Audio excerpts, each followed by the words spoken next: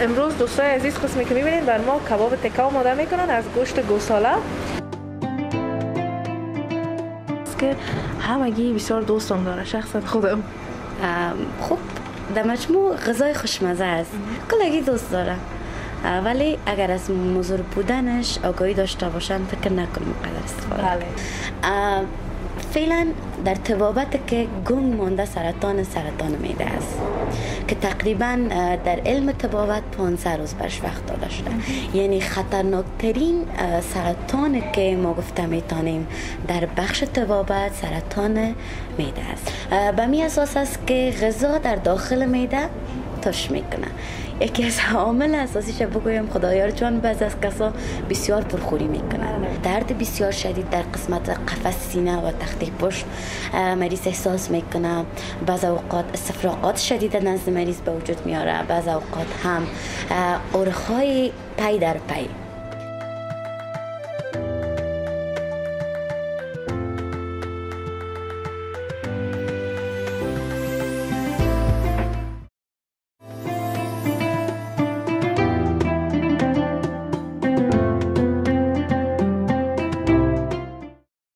به نام خداوند بخشاینده و مهربان. سلام خدمت تمام شما عزیزان، انشالله که خوب صحتمند و سرحال باشین و لباس عافیت بر تن داشته باشین. از هر کجای کره خاکی که برنامه افطاری را از پنجره افغانستان بیننده هستین، انشالله که شب روزتان خوش بگذره عزیزا و روزهای پر برکت ماه مبارک رمضان به خوبی و خوشی سپری کنین. وطندارای خوب و مهربانم، انشالله که خداوند عباداتتان قبول درگاه خود داشته باشه و همچنان ما را از دعاهایتان فراموش نکنین. باز هم در خدمتتان قرار گرفتیم با برنامه افطاری. البته امروز هم قرار است تا موضوعات مختلف را در برنامه داشته باشیم. بر علاوه از اینکه مهمان خاص را امروز در برنامه داریم، یکی از دکتر صاحبای بسیار زیاد محترم در برنامه ما مهمان هستند. پیش از اینکه صحبت ها را با مهمان برنامه داشته باشیم، قرار است بریم آشپزخانه و ببینیم که امروز به افطار چی آماده کردن. ما را همراهی کنین، بیننده برنامه ما باشید.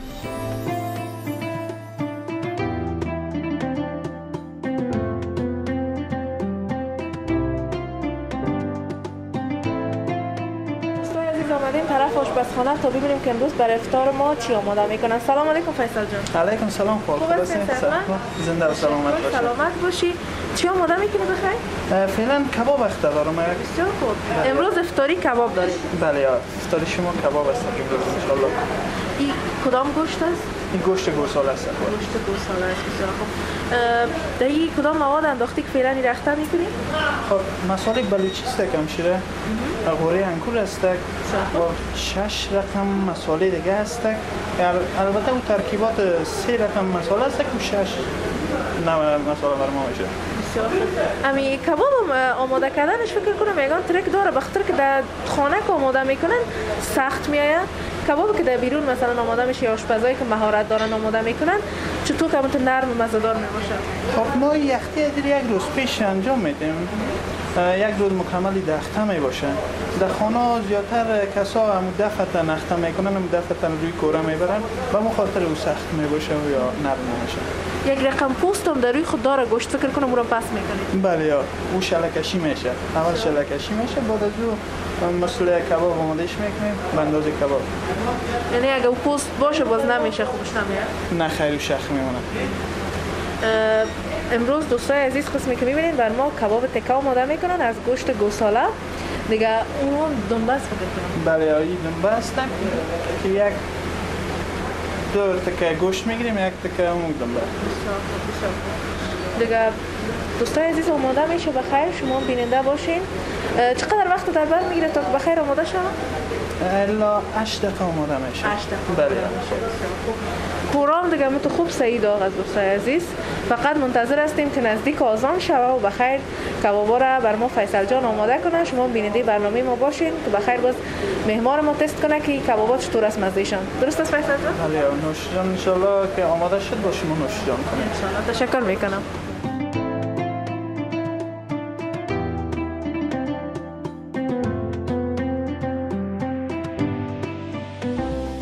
کم کم کبابا را سر کوره میمانه. اینجا بسیار داغ است. فیصل جان یک رقم کباب خونه چند نوع است؟ بله ما فعلا در رستوران 25 نوع کباب آماده میکنیم. فعلا به اینجا 4 نوع کباب است. البته کباب کوبیده است، کباب تکه است، کباب گوسفندی است، قشقاری است، قشقاری دلاه است. خیلی کباب ها 25 نوع کباب است. فعلا 4 نوع است. 25 نوع کباب از این دو رقم گوشت است یا 3 رقم؟ نه خیر 4 رقم گوشت است. بله.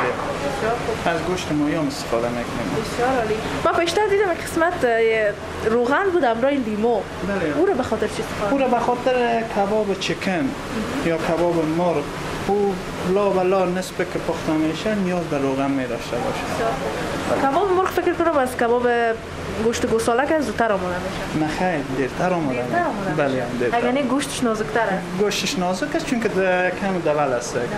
بله. دوستان عزیز شما بیننده باشین بخیر کباب پخته شد. نوشیدن میکنیم براتون میگیم که مزه‌اش چه قسمت.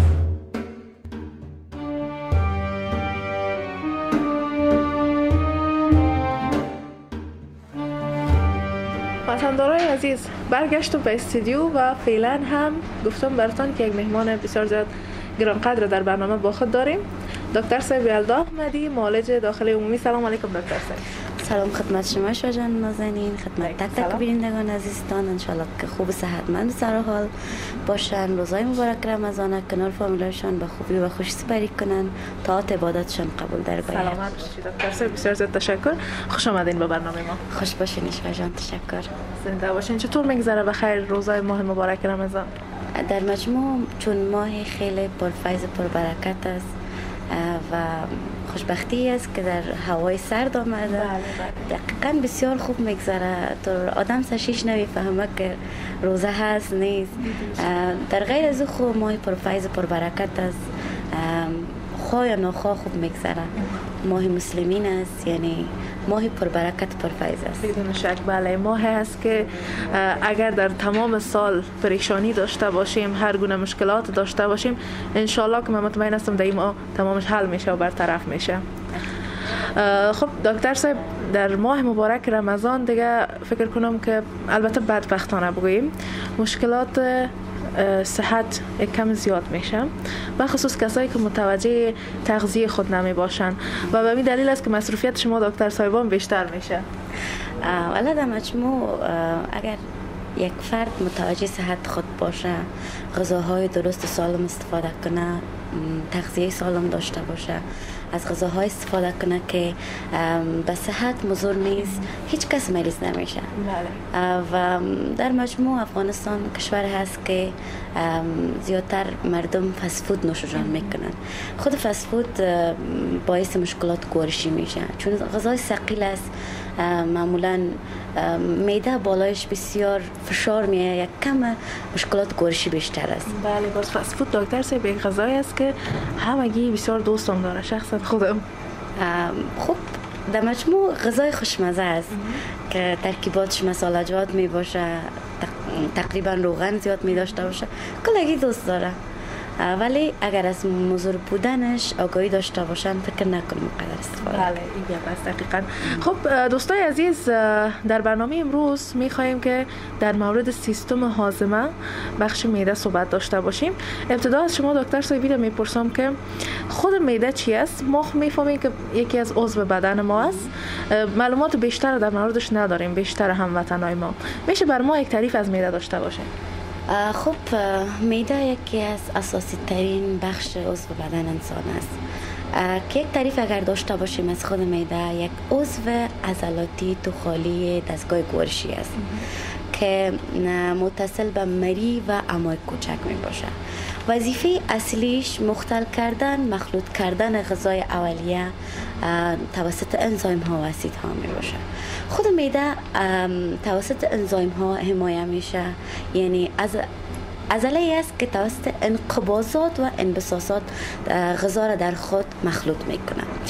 وظایف عمده داره که از قبیل مخلوط کردن غذا، ذخیره کردن موقتی غذا در خود و همچنان تنظیم و تبخیر خود غذا در معده می باشه.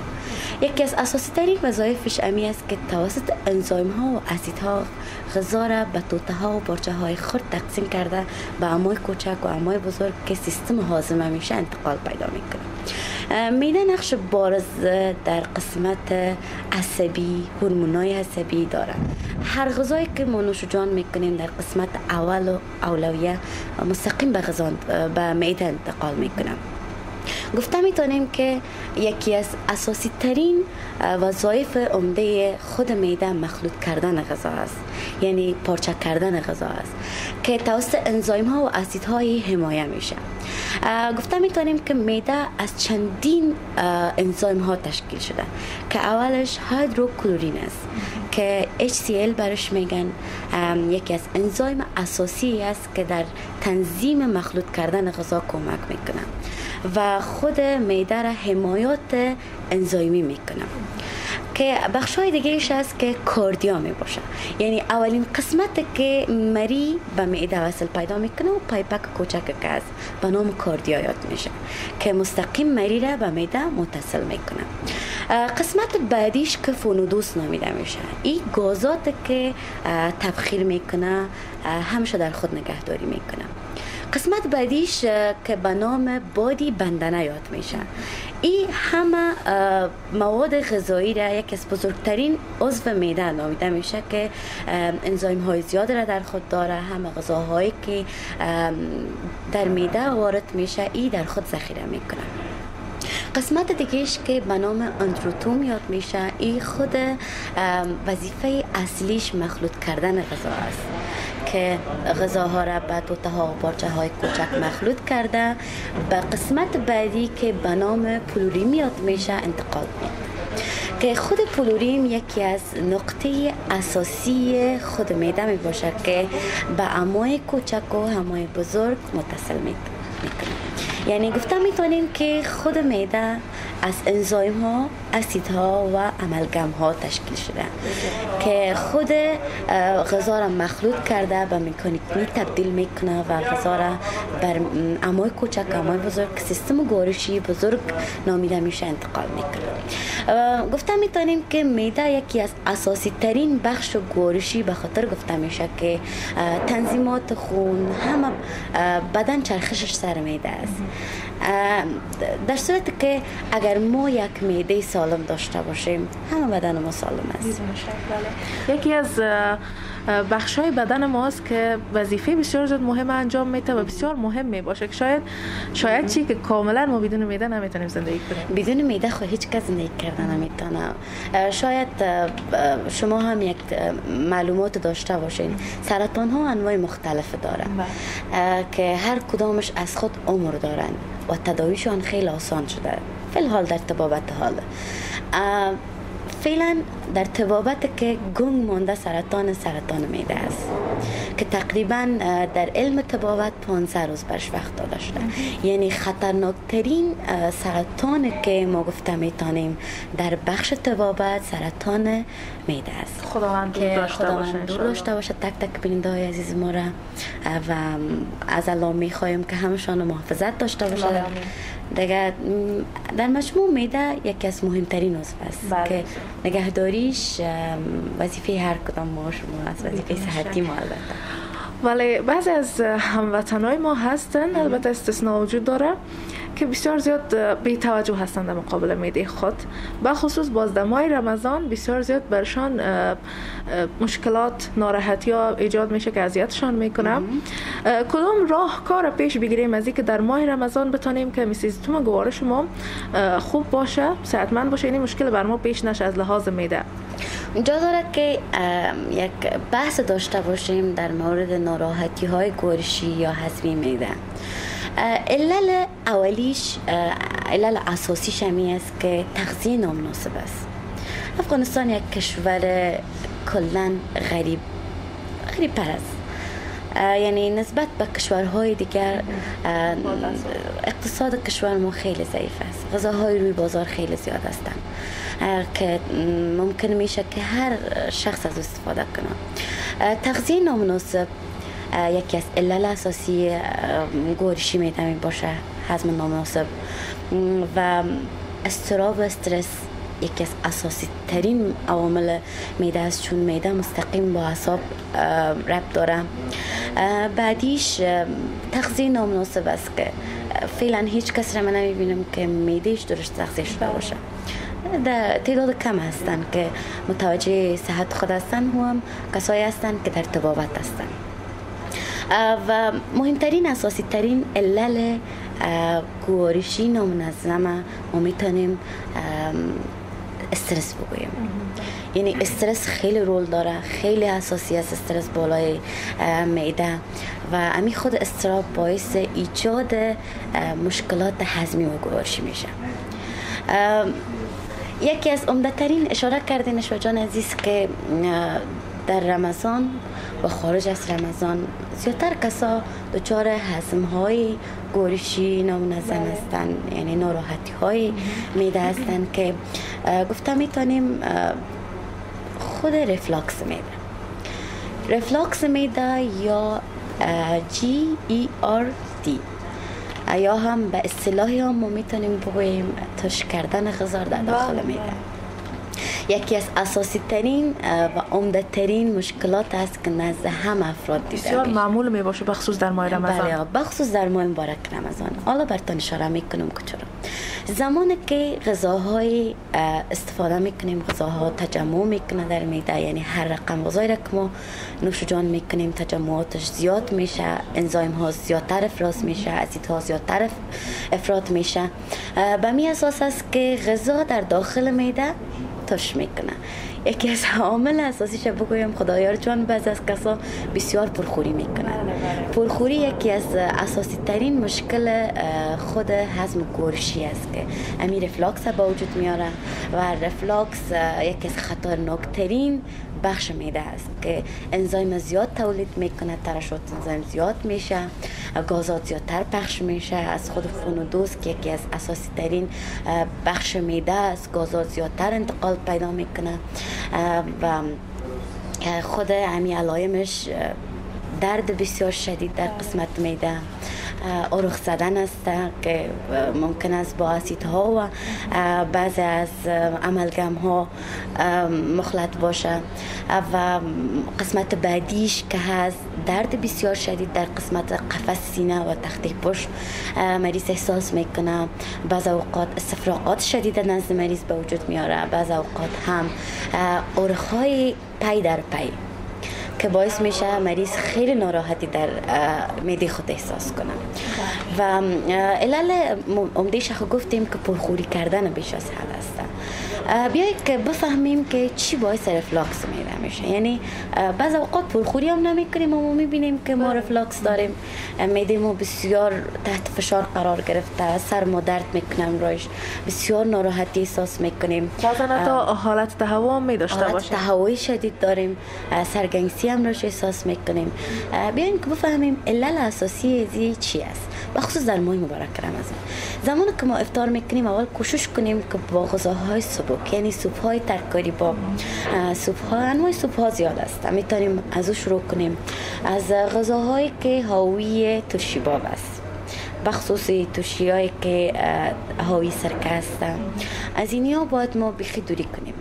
بخصوص در ماه مبارک رمضان خو یک چیز عام است، هر طرف که ببینی بوتلای آچار و چتنی. ماه مبارک رمضان باز اشتیام سرنمو چیزا میه، اشتیام سرنمو. چون چرا؟ به خاطر از اینکه معده در طول روز خالی است، هر چیز میخواد و او یک چیز عام است که یعنی مزیش نسبت به دیگر غذاها زیادتر است. بله. اما اینمی مشکل اساسی رفلاکس معده بخصوص در ماه مبارک رمضان اینمی استفاده کردن است غذاهای ترشی است. بله. و بعض اوقات قدر بعد از افطار دچار رفلاکس نمیشن، بعد از سحری دچار رفلاکس میشن، چون افطار که میکنیم ممکن است که بعضی کسا فعالیت داشته باشه، بعضی کسا سپورت میکنن، بعضی کسا درس میخوانن، بعضی کسا کار خانه است پیش میبرن و بعضی کسا هستن که هیچ فعالیت ندارن. یعنی میتونیم بگوییم که فعالیت نکردن زیاد هم وقتی که غذا میخوریم دچار رفلاکس میشه انسان. دقیقاً وقتی که سحری نوش جان میکنیم کوشش کنیم از غذاهایی که حاوی لبنیات است، پروتئین باب است کمتر استفاده کنیم، چون فعالیت نداریم ممکن است که باعث امیر ریفلاکس شود. و اکثریت بعد از سحری خوابم میشن که بسیار چون یکی از دلایل ممکن اینمی است که وقتی که تخم نوش جان میکنیم میبینین که تخم یک اهمیت ثقیل داره. چون پروتئین ها و انزایم هایی که در داخل خود تخم است بیشتر از دیگر غذاها هستند. اینه که نوش جان میکنن استراحت میکنن، آب زیاد امروش نمی نوشن، یعنی مایات امروش نمی گیرن، اینمی خودش باعث میشه که ریفلاکس به وجود بیاید. و اکثر افراد ما که پیش ما شکایت میکنن همین است که بعد از سحری چرا ما دچار ریفلاکس میشیم، یعنی ریفلاکس معده ثقیلی غذا که زیاد میشه معده بسیار ناراحتی پیدا میکنه و یکی از مشکل اساسیش اینه است که بخو و خواب شد. دوستان عزیز، صحبت ما انشالله ادامه داره، بیننده برنامه ما باشین و اوقات آذان هم نزدیک است، ما رو همراهی کنین.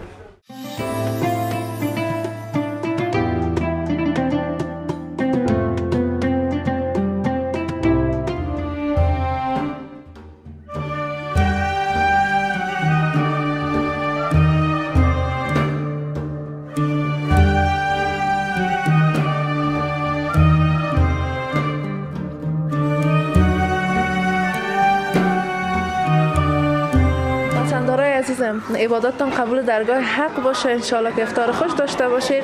همچنان ما هم افطار کردیم، ما از دعایتان فراموش نکنین. دکتر صاحب چطور بود غذای امروز ما؟ بسیار غذای خوشمزه بود، اگر تعریف داشته باشه خب به زبان جور نمیاد. یعنی قدر غذای خوشمزه در هیچ جای نخورده بودم، یعنی همش ما خوبترین افطار امسال هم اینجا بود.